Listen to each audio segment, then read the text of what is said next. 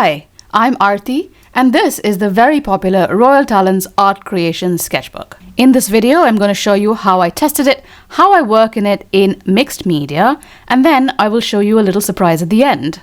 The popularity of this sketchbook really cannot be overstated. Everybody on YouTube and Patreon seems to be using this sketchbook.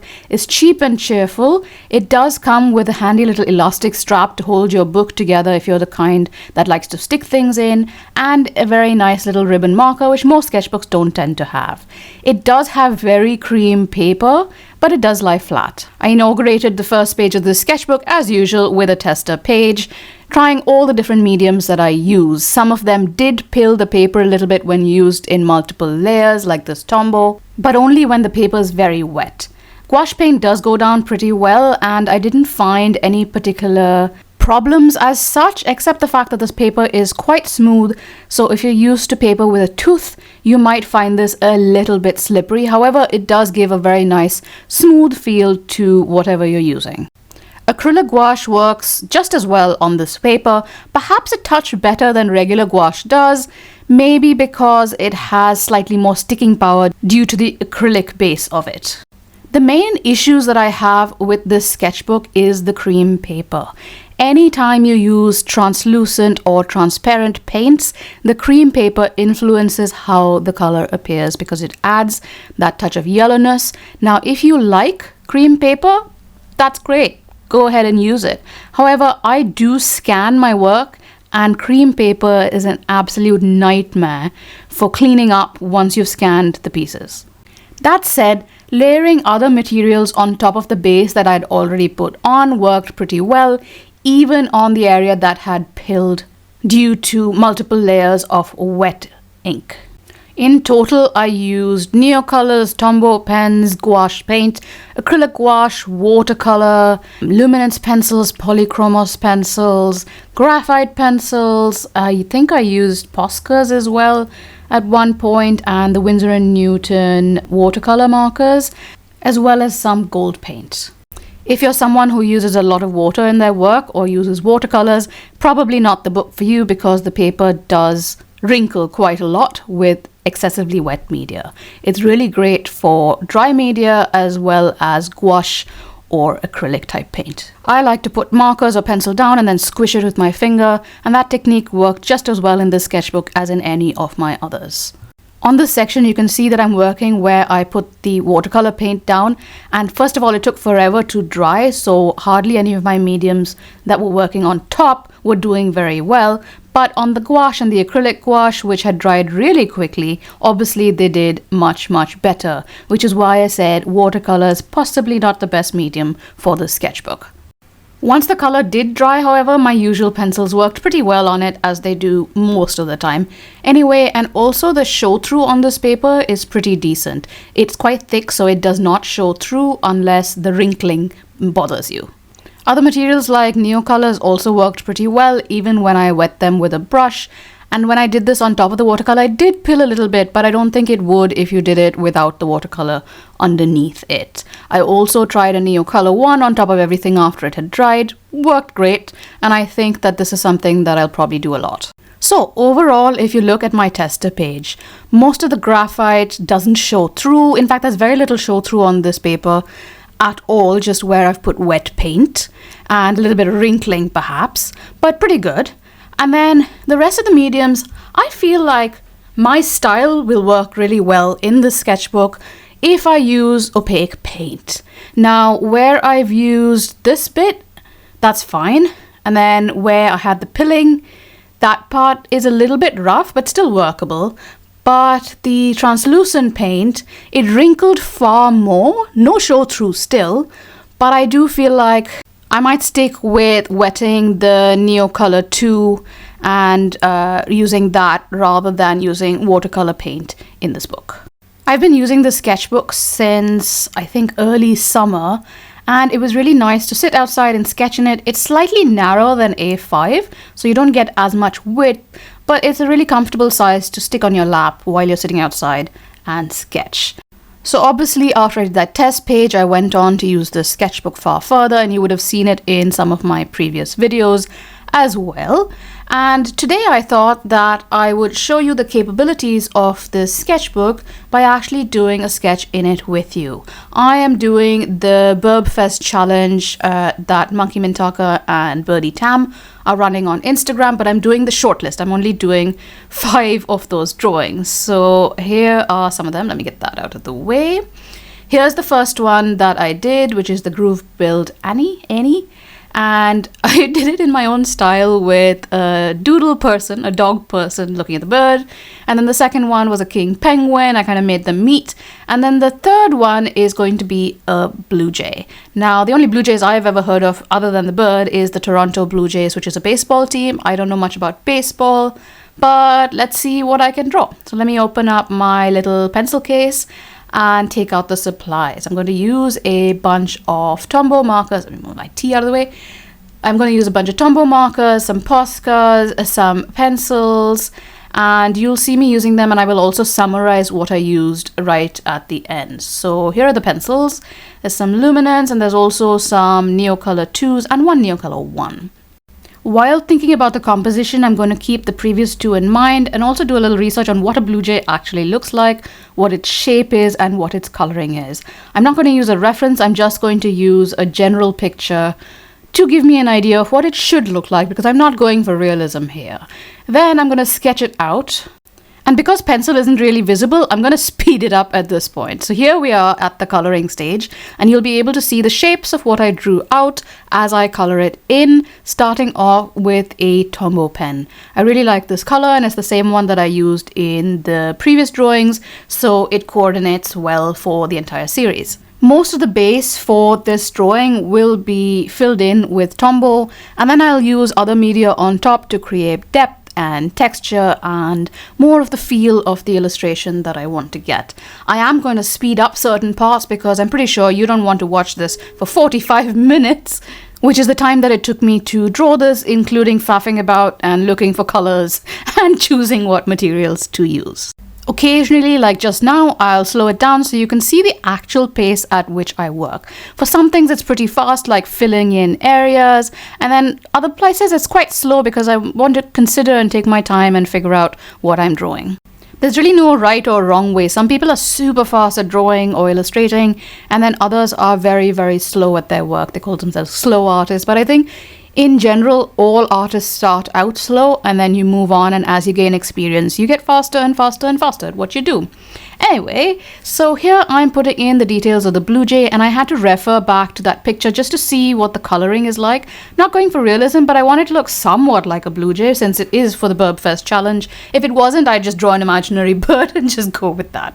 As you can see here, the image that I'm drawing doesn't really have much in common in terms of the angle of the bird, and also the position in which I've put my own bird is completely different from the reference image that I'm using for the wing details. But I think these things don't really matter, particularly when you're working in your sketchbook.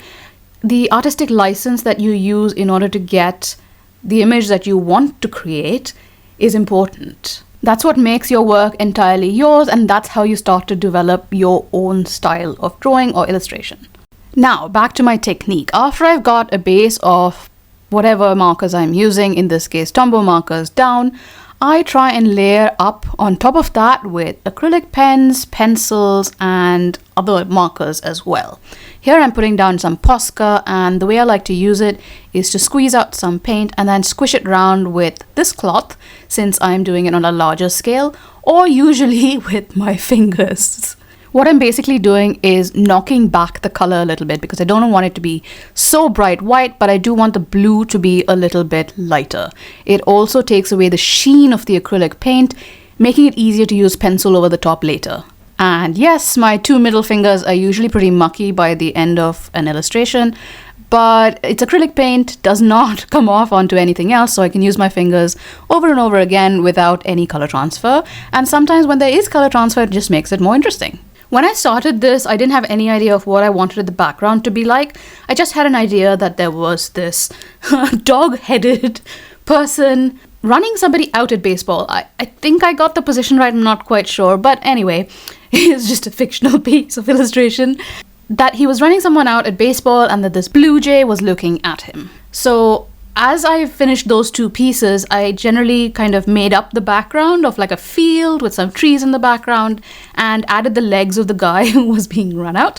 And I had to get a reference picture of a baseball glove because I've never really seen one in person before, I think. As with 90% of the reference images I use, I look at it, I put it away, and then I make up my own impression of what I thought it looked like. In client work or final illustration, I might be a little bit more precise than this. However, after this, I moved on to adding details with pencil over the top of the Tombow. I did wait a little bit for the Tombow to dry completely because otherwise the paper in this sketchbook tends to pill if you work on top of wet paper. I do not always put the color swatches that I use, but for this series, I was doing that at the top, so I maintained that tradition. And here I'm using Posca and squidging it around with my fingers and then adding some Tombow over the top to change the blue color slightly, and then popping some white Posca over the top to knock the color back even further. When you have limited colors or limited shades of colors in markers or acrylic markers or any other medium really, you can mix and match colors like this by layering them to get different tones, different shades, completely different colors sometimes. For example, if you don't have a green, just put blue and yellow and Bob's your uncle. And then it's on with more pencil at the top, creating patterns, creating layers, creating more interest in the illustration. I put Blue Jays with a double O because I didn't want any copyright issues or anything to happen. So it's a fictional Blue Jay team playing baseball. Most often, I tend to use darker colors to add shadows and add a little bit of depth into my piece. And I always add a white highlight for the eyes. It just brings them to life somehow. Adding details usually with a really sharp pencil so that I don't necessarily have to use the back of a marker, which I'm not really a fan of that tiny little nib. Now here I'm adding a bunch of texture to the grass of the field just by scribbling pencil all over it. Now this is pretty rough. I don't intend it to be super detailed because it's not the point of the picture. And again, I'm knocking it back with a little bit of Posca and a little bit of Tombow pen over the top of the pencil. This works really well, particularly with the luminance, because the luminance I think I can't remember whether they're oil or wax based, but they resist and they don't melt into the marker as much. However, when you use Tombow on top of Neocolor, the Neocolor does melt because it's water soluble. Neocolor 2s. That is, not the Neocolor ones, which are not water soluble. Luminance pencil light colors also work quite well on top of darker marker colors, which I generally use a light blue in this case, or maybe a taupe or ochre color to add those details rather than using a pure white pencil, which can be a little bit too stark. In this case, I'm also adding a deeper color of Posca pencil to add more detail, and then using a dark blue Neocolor to add more shadows where I need them. I know most people tend to use Neocolors last, but remember they are water soluble. So I'm using this Caran d'Ache marker water brush. It's not really a brush, it's more like a marker tip, in order to melt the Neocolor and turn it into paint. This is how I most often use Neocolor, and very rarely I'll use it for the texture right at the end, although I prefer pencils for that. As I add layer upon layer of detail in this illustration, what I'm trying to do is to get the Blue Jay, which is in the foreground, in the front foreground, to stand out a little bit more. Then the Doodle Man, who is in the middle ground, I also want him to stand out, but I do not want the background to stand out as much as these two characters. Obviously, Blue Jay number 1, Doodle Man number 2, background number 3. So everything that I'm doing right now, adding shadows, adding details, is to make the Blue Jay stand out more, the Doodle Man a little bit, and in the background kind of push it back into the distance without losing detail. One of the things about this Caran d'Ache marker brush thing is that because the Neocolors are water soluble, it kind of becomes almost like using a wet marker when you're squidging around the Neocolor. Now I got distracted here and added a few birds that I hadn't originally planned on adding, and subsequently, after adding a little bit more detail, I got distracted by my pencils and started comparing the tiny size of my sap green to this blue one, which is a normal sized pencil. I'm gonna have to buy a new one of these. Lately, I've really been using this sap green luminance pencil for pretty much everything. It's a really good substitute to either indigo or dark Van Dyke brown or even the black pencil. At this point, I've almost finished the illustration and I'm just going over and adding a little bit more detail, adding some lighter areas, some highlights, making it look a little bit more me, if you know what I mean.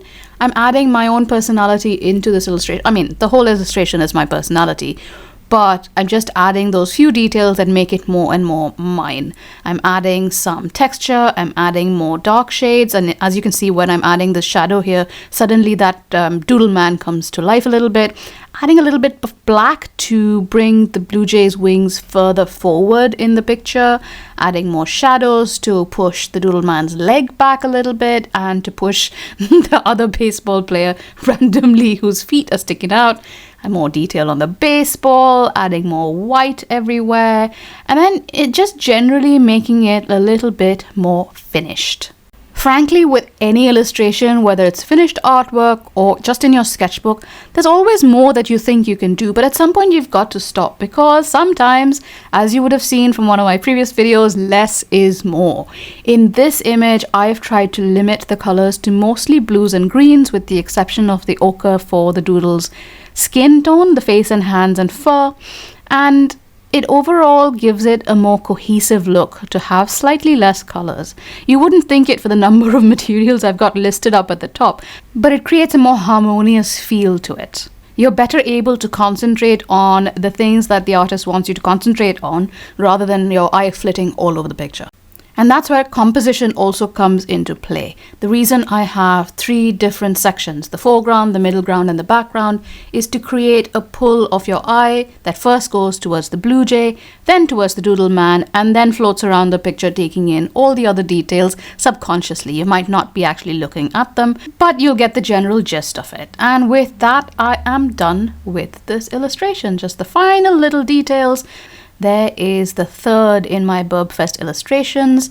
By the time this video goes out, I think the rest will probably be on Instagram. Alright, so let me show you the materials that I used. This was a luminance pencil in light cobalt blue, getting a little mucky there, followed by noir black. I have used this pencil quite a lot, as you can tell, and then there was dark sap green, another pencil I use quite a lot, Lassell Earth. I'm not sure why it's called that. Really nice dark brown. Posca pencil green 77, a Derwent Chromaflow in deep sea, aquarelle Caran d'Ache in white, followed by Neocolors in 3 colors. I think there's 2 Neocolor 2s and 1 and then a raw umber 10% luminance pencil, again one of my favorites. And then let's move on to an eraser. And then we have some Tombow marker 992452, a black one. Then we have N35, I think, dark gray. And then 228, which is a green. I think I used some other greens, but I can't remember. Then an N79, which is a light gray. Posca green, which is number 7. Posca blue gray, which is 61. These are the Posca numbers. Number 60, which is burgundy, and then didn't use that one much, but number 528, which is the dark blue, followed by number 9, which is the dark blue in the Posca pen, and then the gold, which is 026, and the Caran d'Ache. Oh, here's the white one, and then those are some of the other greens, I think. Numbers 177 and 249. And then here is the Caran d'Ache brush marker, which is actually more like a marker. And there's the final illustration. Here is a closer look at all the mark making and the details and the layers of marker and pencil and everything else that I've used. There they are all listed out, so you can have a look and see if you have some of these colors in other materials already, or if you want to get them. All the links will be down in the description box below, as always. So now you know how I use mixed media in the Royal Talent sketchbook. The only problem I have with this sketchbook is the creaminess of the paper, which really changes the way colors appear. However, there is a solution to that. There was a very serendipitous event which solved my problem, because this is the sketchbook that I've been using. It has cream paper, and these are the details if you want to see them. But in my Amazon basket, I had popped the white version of the sketchbook. Yes, there's a version with white paper and it looks like this. It doesn't come in the different colored covers like the plain cream one does, but it has this nice kind of gold Art Deco pattern on it. And I'm going to open it with you for the first time. Now look at this, look at that. It's definitely a different color paper, isn't it?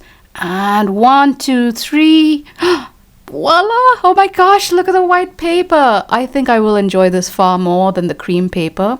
This is not stocked in very many places. I'm wondering why. They only make one cover pattern, but look, white paper, the same paper. Let me just compare them.